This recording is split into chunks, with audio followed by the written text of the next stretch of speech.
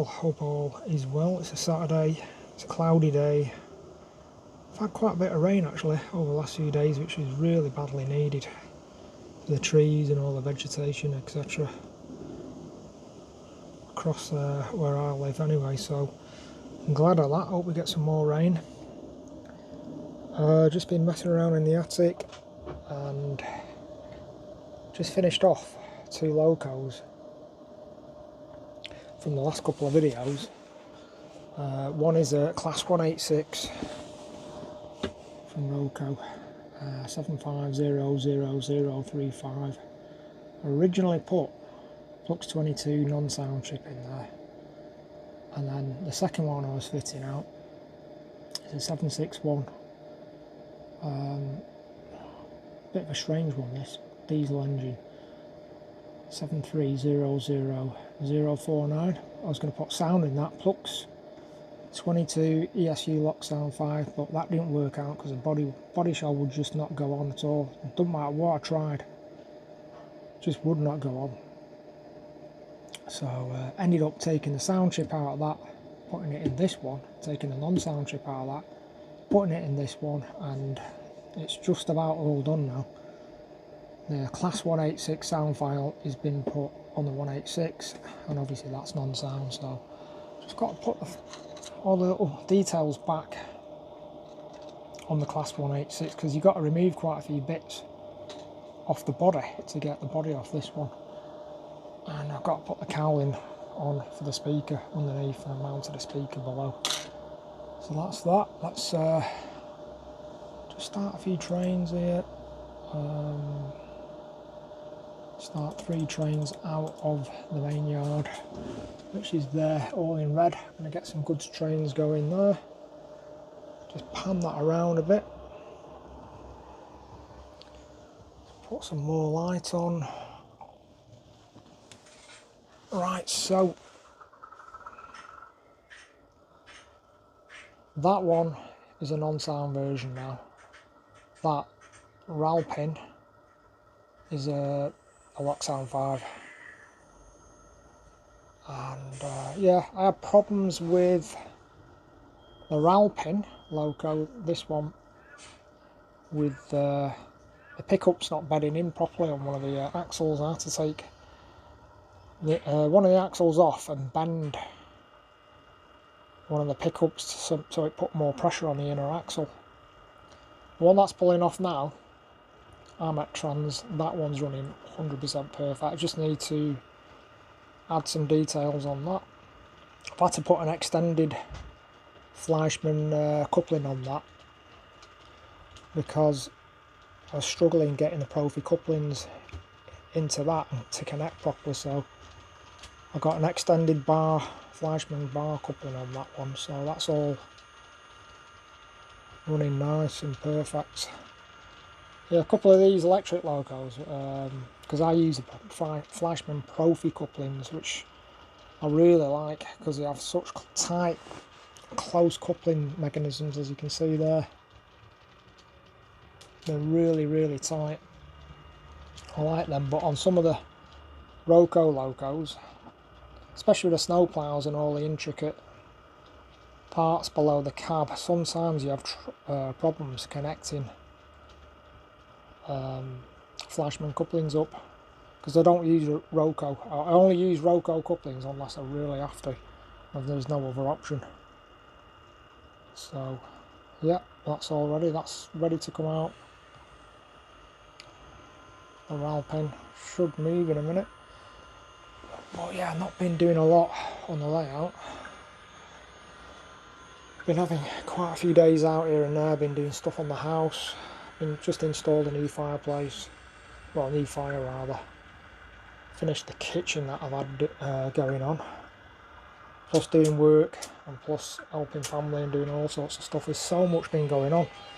So here we go, that's coming out at a really high inertia, pulling weight. It's like as if it's struggling to pull all those steel coil wagons, you know, like to get them going properly, as it would in real life. It is a beautiful Loco, this though. Had a few problems with the connecting the ESU chip up on that one. You need to, if anyone's installing an ESU chip, I'd go for the Pico 5-pole motor setup on that particular Loco.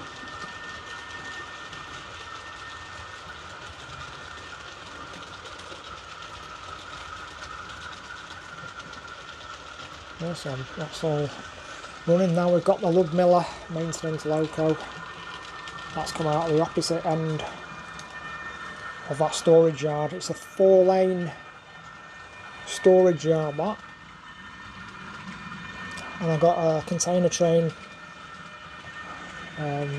Euro Sprinter in there.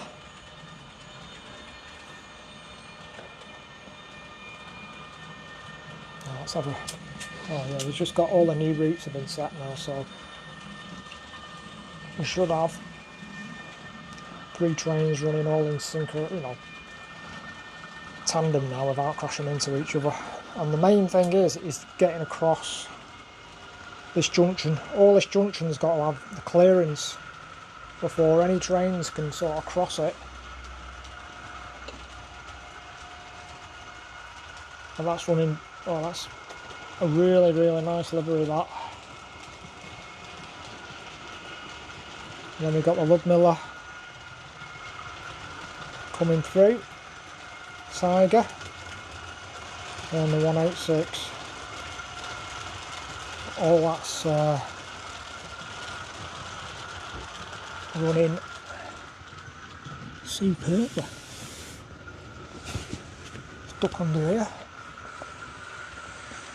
Yeah, this is a 4-lane storage yard. So I've got the Euro Sprinter. That goes from that yard to the container yard and back. I've got the storage area for maintenance for the Unimat, and here the what's it? I forgot the name of this one. It's gone clean out my head. But anyway, that one, Unimog,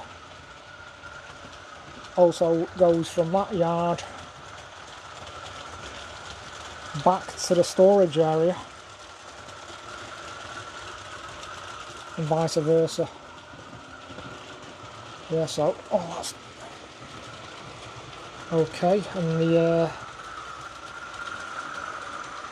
container crane, sorry, train, that would park up along here next to that small container yard. But yeah, I'm just chilling out now. All this is running nice and perfect as it should do. All the problems have been eliminated.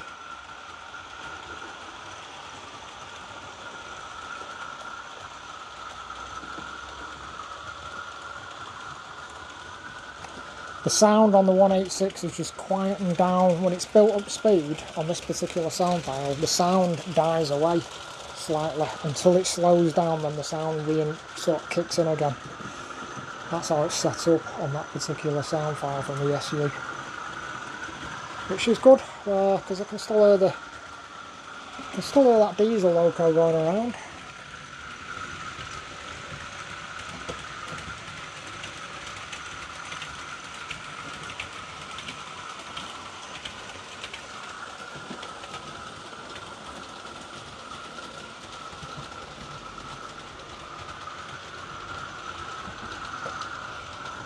Got a car transporter out as well. Some German touring cars on there from the 90s and 80s, I think late 80s and 90s.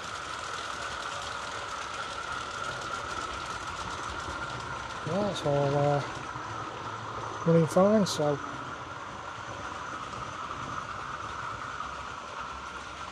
let's duck under again. I think if I build another layout, I don't want to be doing any more of this ducking under layout business.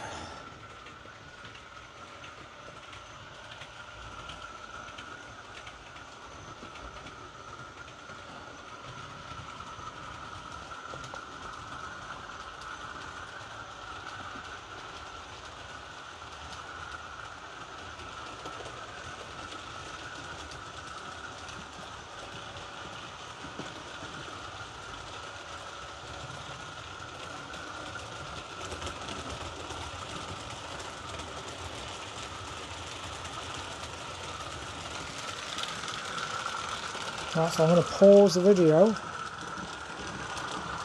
and then just wait for these trains to go back into the main yard to from where they came from actually. That's the route on the automation. That is the route.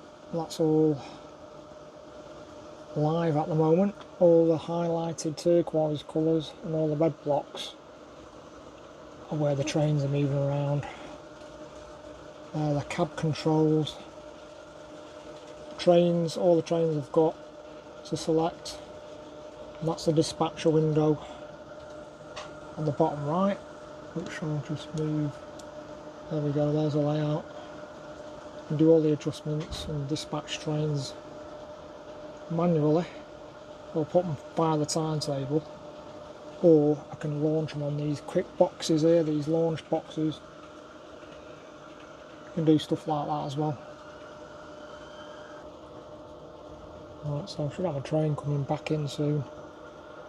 Anyone using train control, I do recommend having about 5 or even 6 save files and save in a cycle through them all, or save 2 or 3 at the same time, just in case you've got any problems or you mess things up. You've got a backup save file, and also periodically back up the save files onto a hard drive or some separate backup device.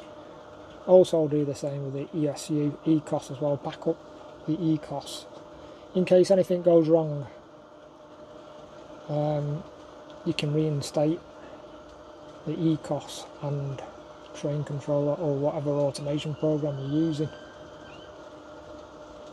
I'm going to get another train going on the central part of the 4th loop, inner loop.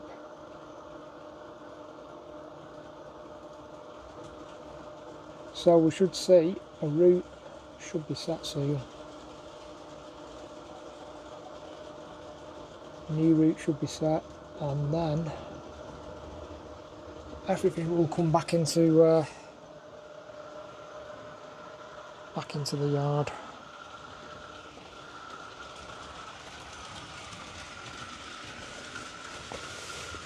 Back under the table again.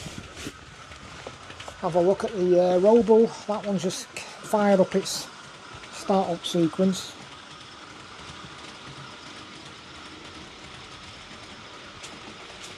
New route's been set. So that's off. That's doing its inner 4th loop run through the around the back of the turntable underneath the rusty crane. And then we've got the Ludmilla class coming in back into the yard at the opposite end of where it came out, through the gravel trap,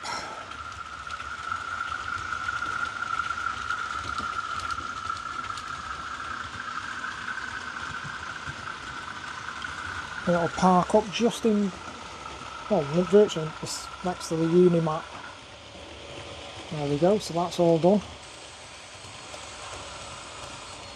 That's all parked up, and then we've got a Roco coming underneath the big crane nice and slowly. Very nice and easy, not too fast.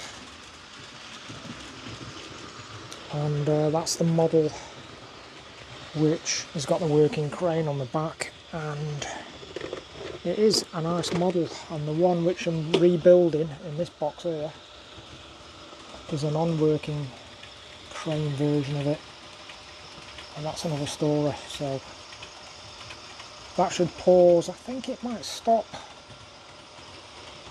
Yeah, it's doing a little bit of a stop, a bit of a check of the track, etc., or whatever it's doing, and it'll pull off again.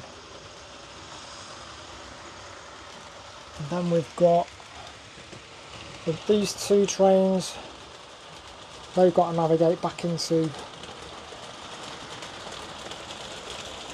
a storage yard.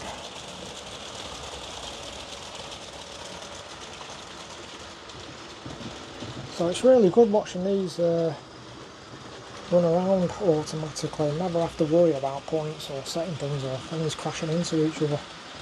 And that's what I love about the automation. I don't really work trains manually anymore.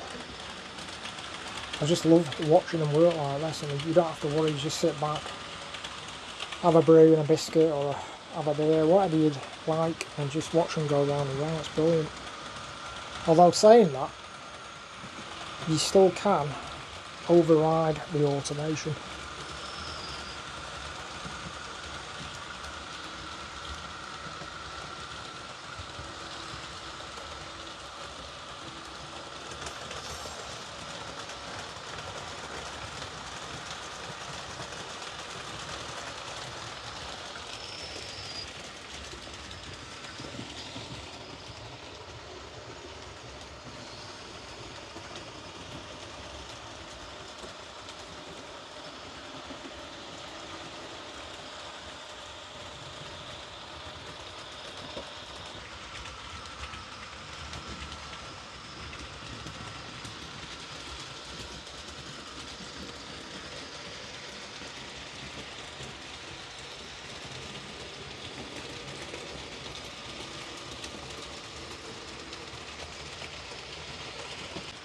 That's going to park up below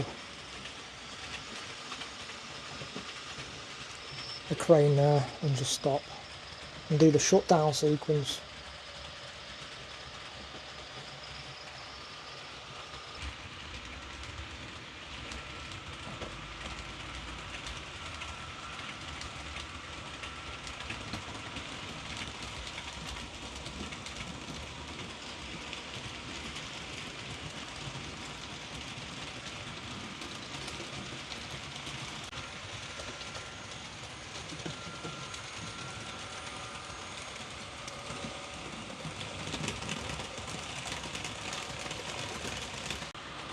Well, at last we've got a new route set.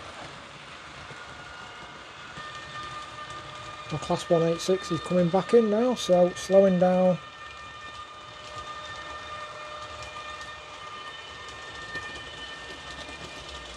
To negotiate a double slip.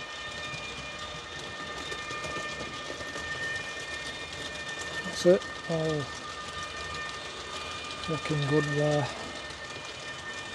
Snaking its way through the other tunnel. Then enter the yard at the far end.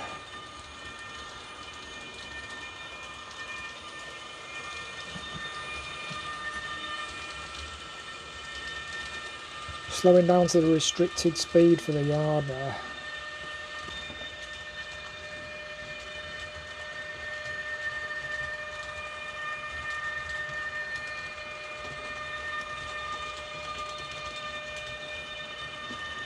Into the correct siding.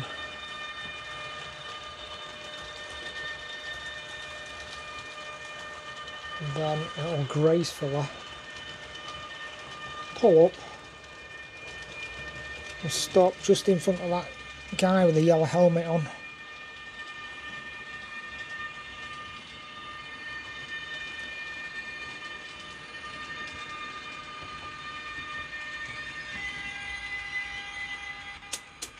That's it, another route's been set.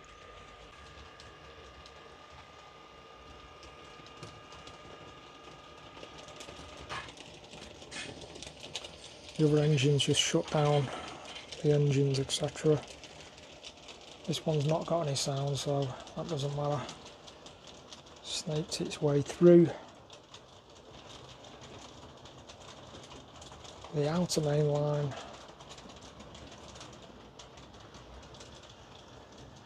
Through the tunnel, same again.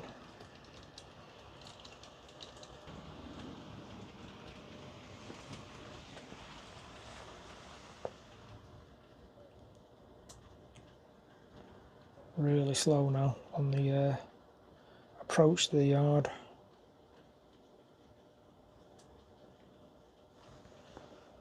And again, that's just going to work its way behind cathedral.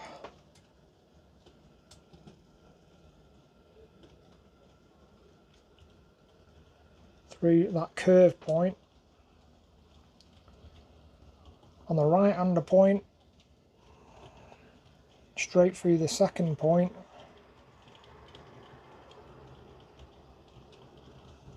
and then into the yard where I said before,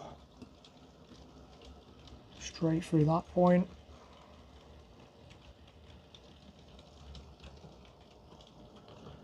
nice and easy.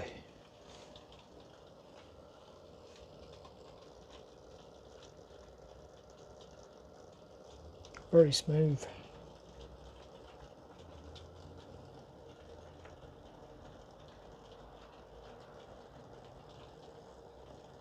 Again, that will stop slightly behind the 186, I think. I can't remember where it's, somewhere around a little rusty hut.